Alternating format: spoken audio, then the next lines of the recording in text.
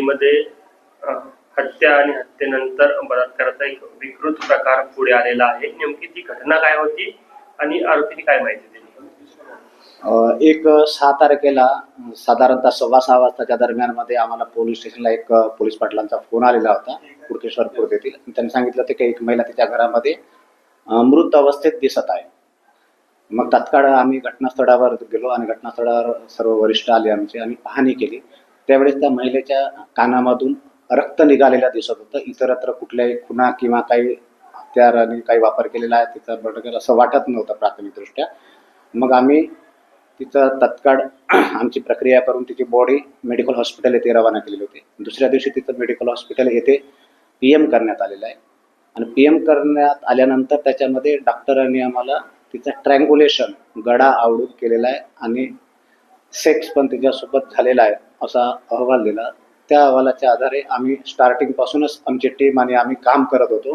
हा कोणीतरी केलेला आहे. 5-7 लोकांना आणलेलं होतं. इंट्रोगेशन सुरू होते. सगळ्या गोष्टीच करत होतो.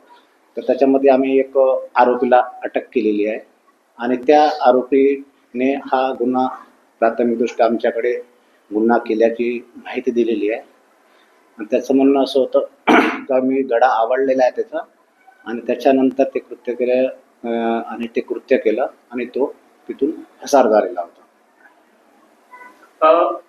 जी माहिती म्हणजे आरोपीने दिली की मृत्यू झाल्यानंतर ते विकृतीतून त्याने आरोपीने आपल्याला जी माहिती दिली आहे ती मृत्यू झाल्यानंतरचीच दिलेली आहे.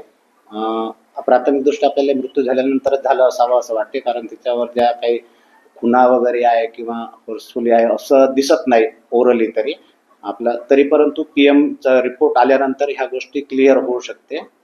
परंतु आपल्याला आरोपीनं अशी माहिती दिली का तिचा गळा आवडल्यानंतर मृत झाल्यानंतर मग त्यांनी हे अनैतिक कृत्य.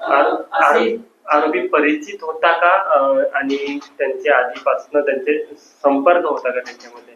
आरोपी साधारणतः 1.5-2 वर्षापासून यापूर्वी एकत्र काम करत होते. पेंटिंगचे वगैरे रोजंदारीनं काम करत होते. तेव्हा त्याची ओळख होती त्यांच्यासोबत आणि ओळख होती आणि त्या ओळखीचा त्यांनी फायदा घेऊन तिला कधीतरी अधूनमधून तो फोन वगैरे करायचा. कशावरून हत्या करण्यात आलेली आहे काय सांगितलं?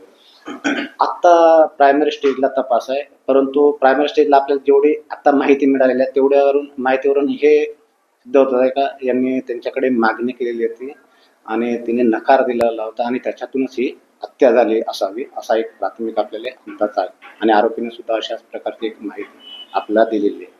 आरोपीने दारू केली होती का, कशा पद्धतीने दारू सेवन होती, काय आलेलं आहे का मेडिकल रिपोर्ट्स काय आहे? मेडिकल रिपोर्टमध्ये अजून काही आलेलं नाही. PM रिपोर्टमध्ये फक्त आपल्याला प्रायमरी एक प्रोव्हिजनल रिपोर्ट मिळालेला, त्या गोष्टी संदर्भात आपण विचारणा केलेली आहे. आरोपीनं आम्हाला मान्य केलं होतं का मी ते दारू पिलेली होती म्हणून, असं आरोपीनं असं म्हटलेलं होतं त्याने का आम्ही दोघांनी पण पिलेली आहे. पण ते कितपत आहे हे आपल्याला निश्चित नाही सांगता येणार.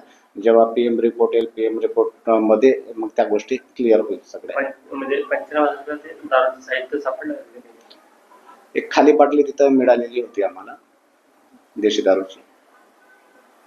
कोर्टाने किती दिवसाचा PCR दिलेला आहे?